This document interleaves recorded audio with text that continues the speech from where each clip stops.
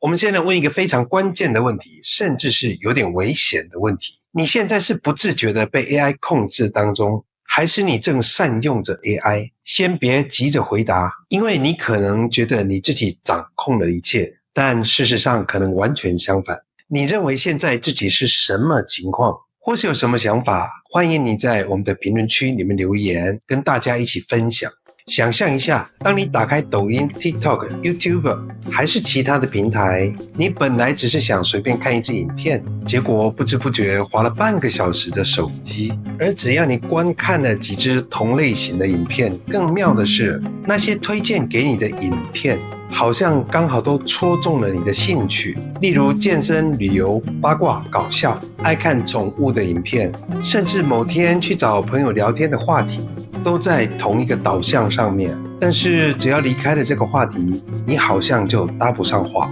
慢慢的在你的生活圈当中，娱乐或是聊天，就会倾向去找跟你有共同话题的人一起聊天，而不自觉。其实这正是在出现人以群分越来越明显的情况。但是问题来了，这真的是你自己做出的选择吗？还是演算法早就把你的资讯路线规划好了呢？你只是在不知不觉当中照单全收。如果你有不同的想法，也可以在评论区里面留言，一起讨论。当今最火红的历史学家尤瓦尔·哈拉瑞，现年才49岁，也是一名当代的哲学家，也是一名大学的副教授，也是一位作家。当我看完他的影片，听完他的专访，从最早远古时期的阿米巴虫，讲到2.3亿年前出现的恐龙，再讲到2014年 AlphaGo 问世，只短短用了2年的时间，就打败了世界冠军棋手，超越了人类近4000年来作为启发思考跟智商的最佳工具，直接将它捏得粉碎。而且在下棋的过程当中，人类会思考，会焦虑，会有情绪，会不安，但在下棋的过程当中 AI 没有情绪，不会焦虑，没有情感，它只知道用数字运算法，管你是哪里的世界冠军，就直接把你下架。再讲到广义上 AI 初步的觉醒，再讲到 AI 第2段觉醒的发展跟未来，让他的学生跟我都听得目不转睛，脑洞大开呀。因此哈拉瑞教授把他课堂上的讲义整理出来，出版了《人类大历史》一系列的书籍，目前已经翻译成上百个国家的语言发行。在课程与专访中提醒过 AI 真正的危险，甚至是另外一个物种，极可能对人类造成威胁，而且目前或未来并不是它造反，是因为商业或其他的因素变得 AI 官僚化。但未来 AI 是不是会自己找到方式解锁叛变统治人类，这个我也不清楚。朋友，你对 AI 未来会不会有思考的能力、叛变的这件事，请你在评论区留言告诉我们吧。那 AI 官僚化是什么意思呢？就像你去柜台办事情，窗口跟你说对不起，这没有办法办理，因为规定就是这样，让你气得牙痒痒，也没有办法沟通。AI 官僚化就是这种冷冰冰的规则，正在无限的扩大，甚至未来你去找工作，你把简历投出去，反映回来的竟是 AI 面试官，只回来一行冷冰冰的文字。很抱歉，你的履历不符合资格，未达标准，谢谢你的来信。连你说明自己、介绍自己的机会都没有。当你去申请什么补助方案的时候， AI 系统出现一行字，非常抱歉，你的条件不符。甚至在你的媒体社群上面发文，你努力花了2-3天的心血才制作完成的媒体，上传发到社群上去，可能只是因为文字的排列不同或错字， AI 秒删你的作品，只回应给你4个字：违反规范。更恐怖的是，当你看到这4个字，你根本找不到人对话，你又花了1整天的时间检查，还是不知道自己哪里违反规范。当你打开聊一聊，开始申诉，结果跟你聊天回答你问题的人也算是人，只是他叫聊天机器人。你越申诉越生气，你怎么骂他也没关系，因为他没有情绪，它还会提醒你，请使用文明用词。最后给你的回答就更生气了，它回给你，对不起，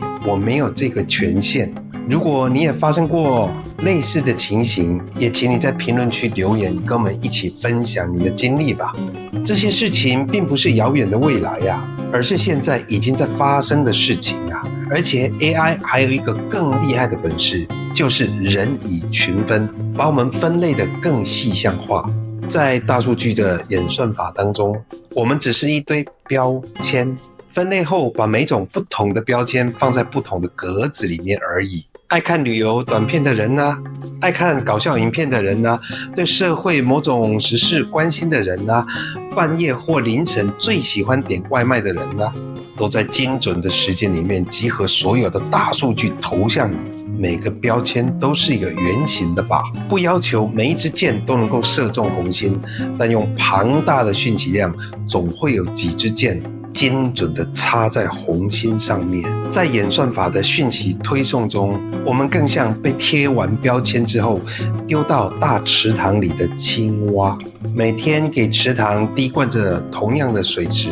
给你保温，还给你保湿，让你很舒服。只要你不想跳出去，只要你不想越狱，你根本就出不来，更像是温水煮青蛙，直接让你在里面爽呆了。不是开玩笑，是真的会变呆。慢慢的，你看到的世界越来越不真实，而是演算法为你量身打造的一个幻境。你可能会觉得很方便，因为他懂你，但这正是哈拉瑞教授所说过的，这种懂你反而是最危险的。因为你甚至不会意识到自己的认知已经被画出一条无形的鸿沟，自己还觉得很贴心。日子久了，自然固化了你的认知跟思维，根本融不进其他的圈子里。那么我们要怎么预防自己是不是已经掉进去演算法的陷阱里？在这里我提出3个检测的方式跟跳脱出来的方法。第一，最后的选择权在谁的手里呢？真的是你自己在选择，还是你只是跟着演算法去做决定呢？解决办法，你可以搜寻更多不同类型的影片或跨领域的知识的关键字，探索一下，你将会发现有更多的资讯跟不同的生活圈，甚至还有更奇葩的事情。第二，你能不能拒绝演算法推送给你的标签资讯呢？因为演算法会把你设定在同一个同温层里，只推送你习惯跟你喜欢的影片给你。解决办法，你可以刻意去搜寻一些不同观点的资讯或反义词，将会发现这个世界有很多种不同层面跟多方面的视角，并且可以提高自己的认知跟思考维度。第三， AI 是你的得力助手，而不是裁判。例如，让它来帮你整理资料，帮你校稿，让它帮你做示意图，节省时间，而不是让它来替你做核心的思想跟价值的判断。听到这里，你可能会问，那我们干脆不用 AI 是不是会更安全呢？这个可能性非常小，我们已经走到新世界的这个阶段了。AI 是无孔不入啊，除非你真的把智能手机换成2008年前只能打电话跟接电话的手机，然后跑到深山老林里面去搭个棚子或挖个洞，自己在那里悟道，甚至连文字讯息都不看，不然真的要脱离人工智能是不太可能的。但是卫星定位还是可以找到你。我们之前就录过一集 AI 是把双刃剑，用得好就是你攻坚职场或商业或提升知识的利器，用得不好就是挥刀自宫，阉割了人类最宝贵的自主性跟独立性思考能力。目前我们应该做到的是善用 AI 的能力，而不是依赖 AI 成为大数据演算法投喂的受众跟信徒，更要自己跳脱出演算法为你量身打造的幻境之中啊！我们找时间再来分享由瓦尔·哈拉瑞教授的人类大历史系列。